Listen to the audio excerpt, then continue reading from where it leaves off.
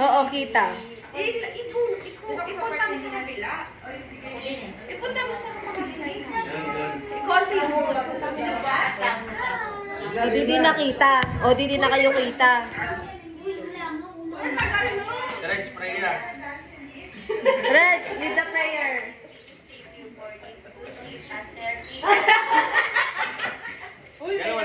So, hello guys, me again, ang ahente nyo mula Lunes hanggang Sabado at isang simpleng family member na minsan ay bida-bida pag Sunday. So, today, nag-gather yung family namin sa bahay nila Lola at Mama. So, to have lunch together. So, ito ay pinrepare nila Joseph, ni Leanne, and of course, ng mama ko para sa isang simpleng salo-salo lang para sa aming family. So, kami ay galing dyan sa church. After church, ayun nga, napagplanuhan namin na wag na kumain sa labas para makatipid. So, nag-decide na lang kami na mag-lunch dito sa bahay ni Lola.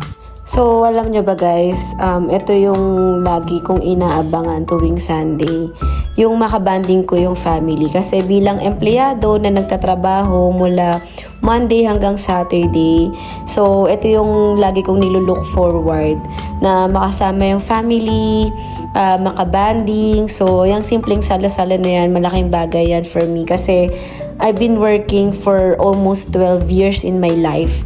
And ang isang araw ay mahalaga sa akin para makasama ko sila. Medyo cheesy ako sa mga ganitong bagay, pero ito talaga isa sa mga traits ko. I'm really a family-oriented one.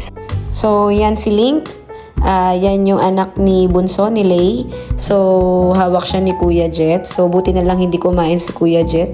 So, nakakain kami lahat ng maayos. Kung mapapansin mo, hindi pa kami kompleto dyan kasi si Lola ay kakakain pa lang daw, busog pa siya. So, yung daddy ko naman, as usual, nasa sabungan. So, kasi may school si daddy sa sa sabungan.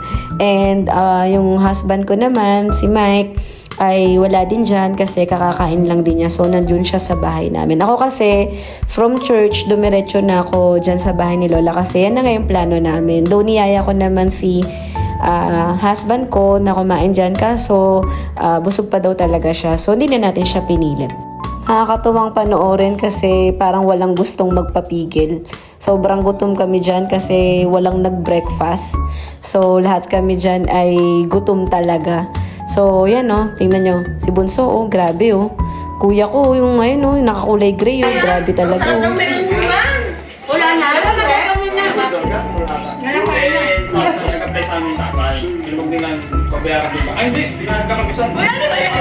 Yan, nakita nyo naman yung napakaganda kong lola, palakad-lakad. So, yan yung mga gustong makita lagi ng lola ko tuwing Sunday. Yung sama-sama kami. Kasi, syempre, lahat naman kami ay may mga kanya-kanyang pinagkakaabalahan. So, yung mga kapatid ko ay may sarili-sariling negosyo. Ako ay empleyado. Yung parents ko naman ay may negosyo din. So, Sunday lang talaga yung talagang pinaka-precious day namin. Kaya natutuwa ako na si Mama ay inano niya talaga. Parang sa ngayon sinacrifice niya talaga yung Sunday niya na magsara ng tindahan para yung Sunday niya is for church and family bonding. Ayun talaga yung matagal na namin talaga sa kanyang sinasabi. Pero ngayon talagang naging maluwag sa loob niya na hindi muna kumita ng Sunday. So, nakakatuwa lang kasi ang laki ng pagbabago ng mga naging decisions niya sa buhay, yung mga perspective niya, simula nung naging Christian kami. So, yan, nakakatuwa din kasi may mga extended family rin kami dyan. Katulad niya ni Tita Molly, siya yung mother ni Joseph. So, nakakatuwa na kasama rin namin siya. Napaka-bless ng araw na to. Kasi, ang buti ni Lord. Kasi, magkakasama kaming kumakain at ang saya. So, yan yung dalawa kong hipag, si Ate Reg and Ate Lisa. Hindi rin sumusuko pa. So, wala pang sumusuko, si Joseph pa lang.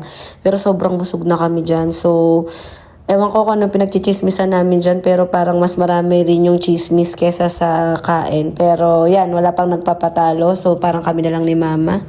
So, kaming apat na lang yung natira. Kuya ko parang busog na. So, palakad-lakad na lang. Si Leanne, tapos na. So, thank you Lord sa araw na to. Nabinlas mo kami ng masarap na food and ang magandang banding. Hindi man kompleto kasi wala yung iba naming family member, but still, alam namin na nag-enjoy kami ditong lahat. Thank you Lord sa blessing na to. So yan, tapos na, magligpitan na tayo. So yung mga natira, ilagay ulit sa rep lahat. Hello! Leanne. Hello! Yung ano nga, yung ramen. Sep, yun na lang kaya merienda natin, Sep. Ang dami yung gusto merienda. So ayan, nagtalo-talo na kami dyan kasi iba-iba na ang gustong merienda. So pinag-uusapan na kung ano naman yung next na kakainin kasi ako gusto ko ramen kasi parang nangihinayang ako dun sa ramen na binili ko from Japan. Tapos si kuya naman gusto ng kutsinta. So bahala na ako ano magiging merienda mamaya, pero thank you sa pag-watch. So magliligpit na kami dito and almost done na. So ang tanong, sino naman ang tagahugas?